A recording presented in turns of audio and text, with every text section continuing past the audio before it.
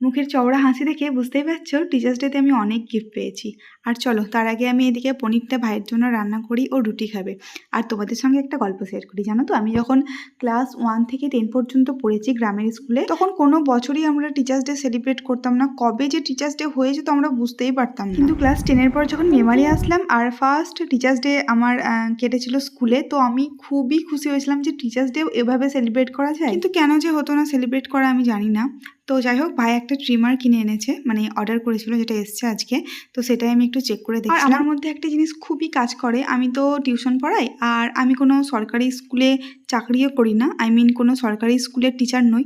তো সেই কারণে হয়তো আমাকে নিজেকে টিচার ফিল হয় না। যাই হোক, এতদিন স্টুডেন্টের জায়গায় থেকে এখন টিচারের জায়গায় এসে খুবই ভালো লাগছে। আর এই সমস্ত জিনিসগুলো আমার স্টুডেন্টরা আমাকে দিয়েছে। আর এই ছোট্ট একটু খাওয়া দাওয়া ওদের জন্য করেছিলাম, কারোর জন্য চকলেট নিয়ে গেছিলাম, কারোর জন্য কেক নিয়ে এসেছি।